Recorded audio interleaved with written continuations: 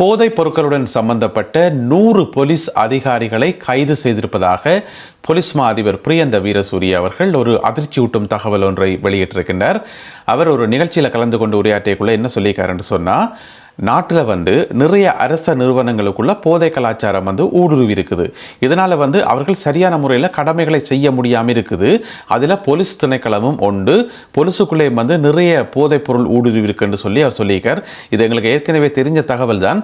இருந்த போதிலும் கூட தற்பொழுது மிக கடுமையான நடவடிக்கையை தாங்கள் எடுத்து வருவதாகவும், போலீஸுக்குள்ள அந்த ஒழுக்கத்தை கொண்டு வரத்துக்கு மிக தீவிரமான நடவடிக்கைகள் எடுக்கப்பட்டு வருவதாகவும் போலீஸ் மா அதிபர் பிரியந்த வீரசூரிய அவர்கள் சொல்லியிருக்கிறார். அந்த அடிப்படையில் 100 வரையான போலீஸ் உத்தியோகத்தர்கள் கைது செய்யப்பட்டு தற்பொழுது கடுமையான முறையில் விசாரணைகள் இடம்பெற்று வருவதாகவும், அவர்கள் போலீஸ் உத்தியோகத்தர்கள் என்றதுக்காக எந்த விதமான சலுகையும் காட்டப்பட மாட்டாது.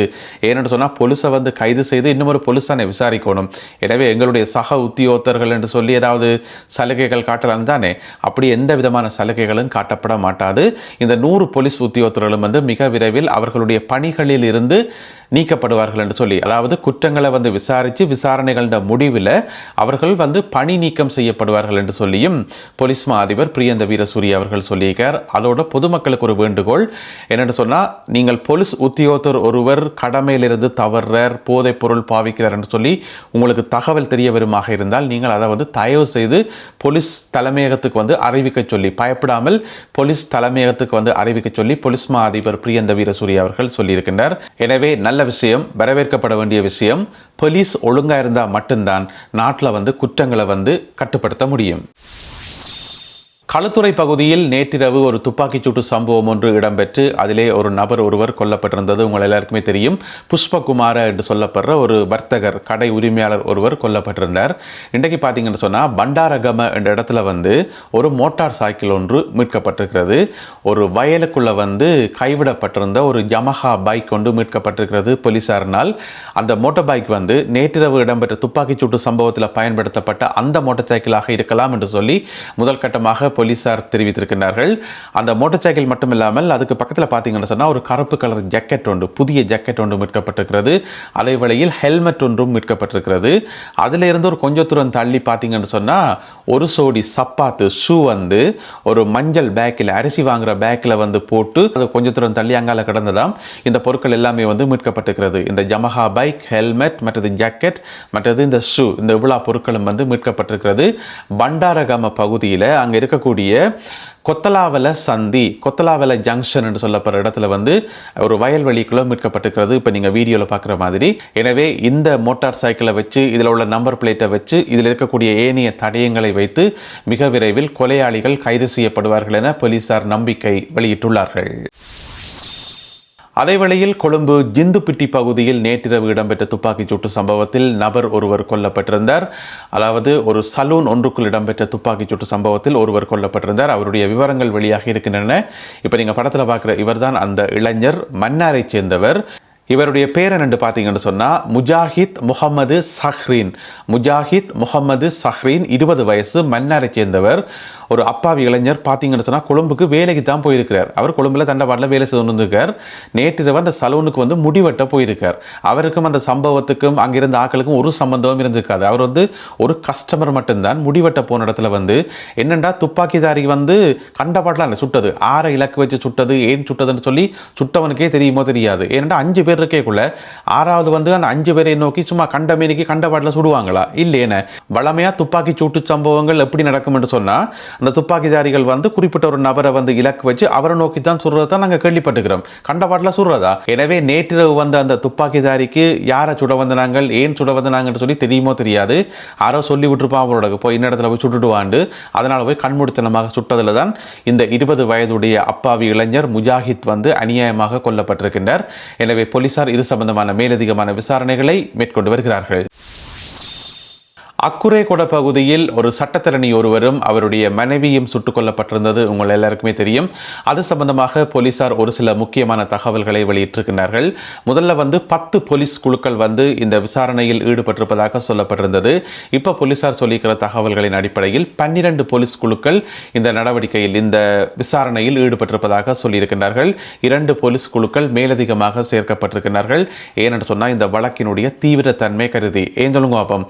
ஒன்று அந்த அந்த சுட்டாக்களை வந்து தேடி பிடிக்கணும், அந்த தடயங்களை வச்சுக்கொண்டு ஆய்வு செய்யணும். ரெண்டாவது வந்து பாதாள உலக குழு ஆட்கள் சொல்லித்தான் இது செய்தன்னு சொல்லப்படுது தானே. அதாவது ஏற்கனவே சிறைக்குள்ள இருக்கிற ஒரு பாதாள உலக குழு ஆள் சொல்லித்தான் இந்த சம்பவம் நடந்துன்னு சொல்லி கரந்தனிய சுத்தா.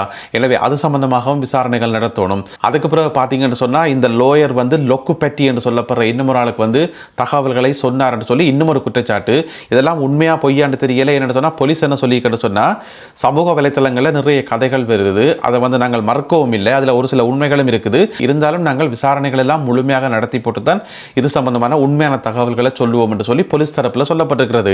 எனவே இப்படியான பின்னணியில் வந்து போலீஸ் வந்து நிறைய விசாரணைகளை மேற்கொள்ள வேண்டி இருக்குது. இங்கால லொக்கு பட்டிட்ட வந்து விசாரணைகளை மேற்கொள்ள வேண்டி இருக்குது, அங்கால கரந்தனிய சுத்தாட்ட வந்து விசாரணைகளை மேற்கொள்ள வேண்டி இருக்குது. இந்த மாதிரி நிறைய விசாரணைகள் இருக்கிறபடியால் 12 போலீஸ் குழுக்கள் அமைக்கப்பட்டிருப்பதாக சொல்லப்படுகிறது.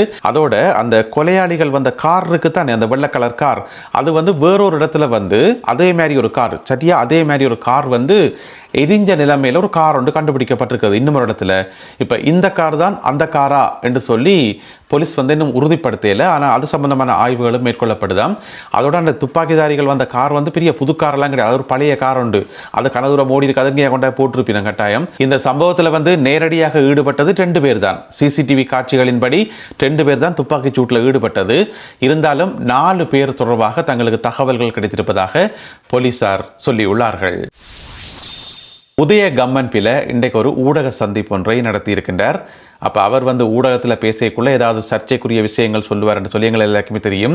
இன்றைக்கு என்ன சொல்லியிருக்காருன்னு சொன்னால், இலங்கையில் மிக பெரும் மின்சார தட்டுப்பாடு ஏற்பட போதாம், அதாவது நாடளாவிய ரீதியில் வந்து பவர் கட் ஏற்பட போதாம். எப்படின்னு பார்த்தீங்கன்னு சொன்னால், இந்த வருஷம் ஜூலை மாதத்திலிருந்து செப்டம்பர் மாதம் வரைக்கும் நாட்டில் கரண்டே இருக்காதாம் என்று சொல்லி உதய கம்மன்பில சொல்லியிருக்கார். அதாவது எதிர்காலத்தில் நடக்க போகிறத முன்கூட்டியே கணித்து நாட்டு மக்களுக்கு வந்து எச்சரிக்கை விடுத்திருக்கின்றார் உதய கம்மன்பில. என்ன சொல்லியிருக்கார் தெரியுமா? இப்போ வந்து இலங்கையில் நிலக்கரி இருக்குத்தானே, மின்சார உற்பத்திக்கு பயன்படுத்தப்படுற நிலக்கரி, அதனுடைய அளவு வந்து குறைஞ்சு கொண்டே போகுதாம். இப்போ இருக்கிற ஸ்டாக் வந்து 212 நாட்களுக்கு மட்டும்தானா காணுமாம். இந்த வருஷத்தில் 212 நாட்களுக்கு மட்டும்தானா காணுமா நிலக்கரி. அந்த 212வது நாள் முடியும் போது இலங்கையில் பவர் கட் வருமாம் என்று சொல்லியிருக்கார். எப்போ அந்த 212வது நாள் என்று சொன்னால் ஜூலை மாதம் 31ஆம் தேதி. எனவே ஜூலை மாதம் 31ஆம் தேதி வந்து முடிய இலங்கையில் கரண்டே இருக்காது. அப்படி இல்லைன்னு சொன்னால் 1 யூனிட் கரண்ட் வந்து 90 ரூபாய்க்கு விற்கப்படும் என்று சொல்லி உதய கம்மன்பில வந்து இன்றைக்கு ஊடக சந்திப்பொன்றை நடத்தி இந்த விவரங்களை வந்து சொல்லியிருக்கார். அது மட்டும் இல்லாமல் நுரைச்சோலை அனல் மின் நிலையம் இருக்குத்தானே, அது வந்து 1.5 மாதத்துக்கு வந்து பூட்டப்படுமாம் என்று சொன்னால் நிலக்கரி இல்லாத காரணத்தால் என்று சொல்லியிருக்கார். இதை வந்து ஒன்றில் அரசாங்கம் சொல்லணும், அல்லது நுரைச்சோலை அனல் மின் நிலைய அதிகாரிகள் சொல்லணும், நாங்கள் வந்து பூட்ட போகிறோம் 1.5 மாதத்துக்கு என்று சொல்லி. அவை ஒன்றுமே சொன்ன மாதிரி தெரியல. ஆனால் உதய கம்மன்பில சொல்லியிருக்கார், மின் உற்பத்தி நிலையம் வந்து பூட்டப்பட போது, மின்சார தட்டுப்பாடு வரப்போது, கரண்டே இருக்காது என்று சொல்லி. எனவே உதய கம்மன்பிலவினுடைய கதையை வந்து நாங்கள் பெருசாக சீரியஸாக எடுக்கணும்ன்ற அவசியம் இல்லை. ஏன் சொல்லுங்க, நுரைச்சோலை அனல் மின் நிலையம் பூட்டப்படையில் என்று வைங்கவன், பிறகு பூட்டவே இல்லை என்று வைங்கவன், அதுக்கு பிறகு ஒரு ஊடக சந்திப்பு வச்சு என்ன சொல்லுவார் தெரியுமா? நுரைச்சோலை அனல் மின் நிலையம் பூட்டும் என்று சொல்லி நான் அடிச்சு சொல்ல இல்லையே, பூட்டுவதற்கான வாய்ப்பு இருக்குன்னு சொன்னான், அப்படித்தானே சொன்னான் என்று சொல்லி அப்படியே கதையை மாற்றுவார். தானே. அகில இலங்கை சட்டத்தரணிகள் சங்கம் இன்று ஞாயிற்றுக்கிழமை மிக முக்கியமான ஒரு சந்திப்பு ஒன்றை நடத்தியிருக்கின்றார்கள். ஒரு லோயர் ஒருவர் சுட்டுக் கொல்லப்பட்டதை அடுத்து இந்த அவசர சந்திப்பு, அவர்களுடைய அந்த முக்கியமான குழு வந்து கூடியிருக்கின்றது. 14 வருடங்களுக்கு பிறகு இன்றைக்கு வந்து பலவிதமான தீர்மானங்கள் எடுக்கப்பட்டது. அதில் ஒன்று என்னென்னு சொன்னால், நாளைக்கு திங்கட்கிழமை நாடளாவிய ரீதியில் வந்து எந்த ஒரு சட்டத்தரணியும், நாட்டில் இருக்கக்கூடிய எந்த ஒரு சட்டத்தரணியும் எந்த ஒரு வழக்கிலும் கலந்து கொள்ள மாட்டார்கள், கலந்து கொண்டு வாதாட மாட்டார்கள் என்று சொல்லி இன்றைக்கு ஒரு தீர்மானம் எடுக்கப்பட்டிருக்கிறது. இது வந்து இந்த சட்டத்தரணியினுடைய இழப்புக்கு ஒரு எதிர்ப்பு காட்டும் விதமாக இந்த நடவடிக்கை எடுக்கப்படுது. எனவே நாளைக்கு திங்கட்கிழமை 16ஆம் தேதி இலங்கை முழுவதும் பார்த்தீங்கன்னு சொன்னால் எந்த ஒரு நீதிமன்றத்திலும் எந்த ஒரு சட்டத்தரணியும் வந்து வழக்குகளில் கலந்து கொள்ள மாட்டார் என்று சொல்லி அப்படி ஒரு முடிவை எடுத்திருக்கிறார்கள் அகில இலங்கை சட்டத்தரணிகள் சங்கத்தினர். நல்லது அன்பான உறவுகளே, இத்துடன் இன்றைய செய்திகளும் தகவல்களும் நிறைவு பெறுகின்றன. இந்த காணொலியில் பகிர்ந்து கொள்ளப்பட்ட செய்திகள் தொடர்பான உங்களுடைய கருத்துக்களை மறக்காமல் கீழே எழுதுங்கள். மீண்டும் சந்திப்போம் உறவுகளே. நன்றி, வணக்கம்.